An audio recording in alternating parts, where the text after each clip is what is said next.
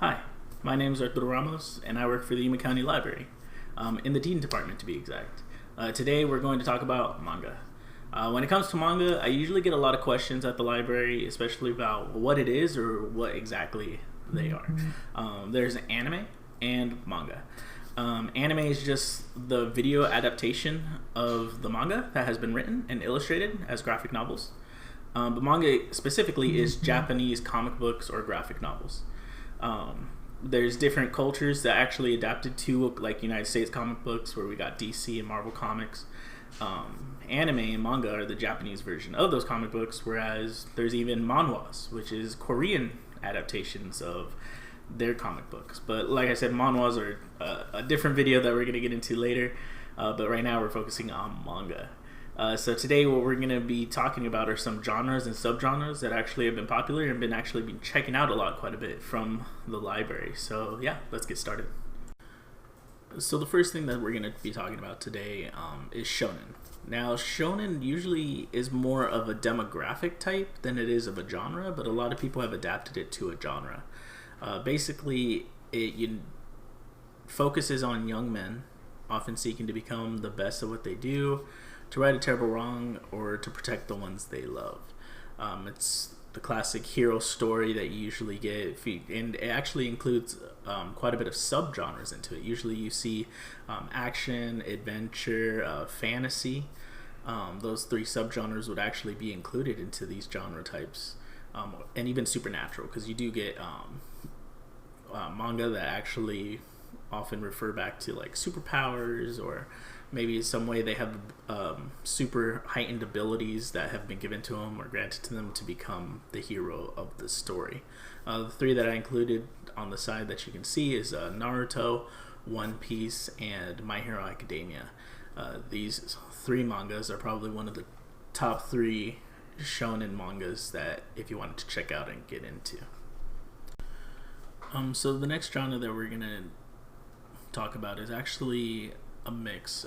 Of course, it starts off with drama, but it can also lead into romance as a subgenre.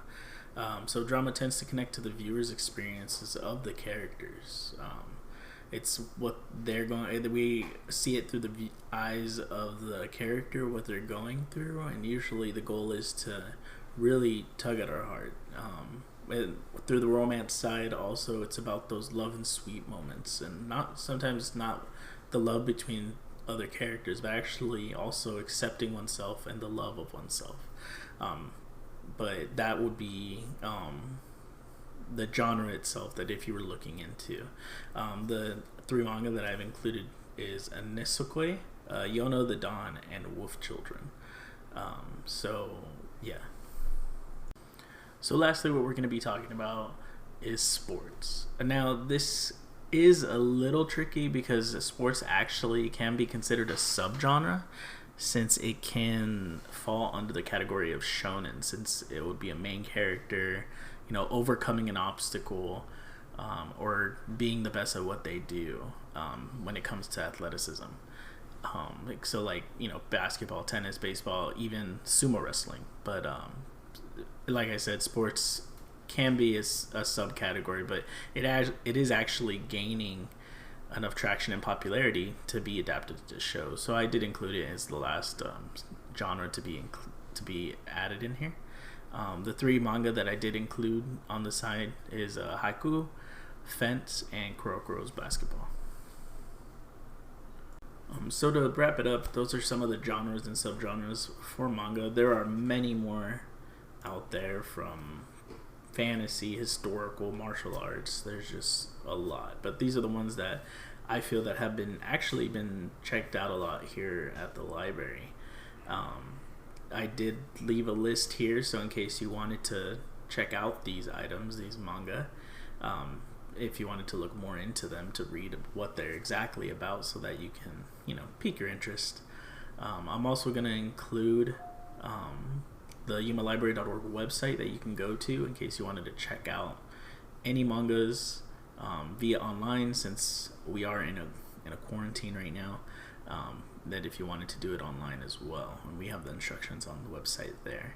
So yeah, thank you for your time. If you have any questions, please by all means comment on the video.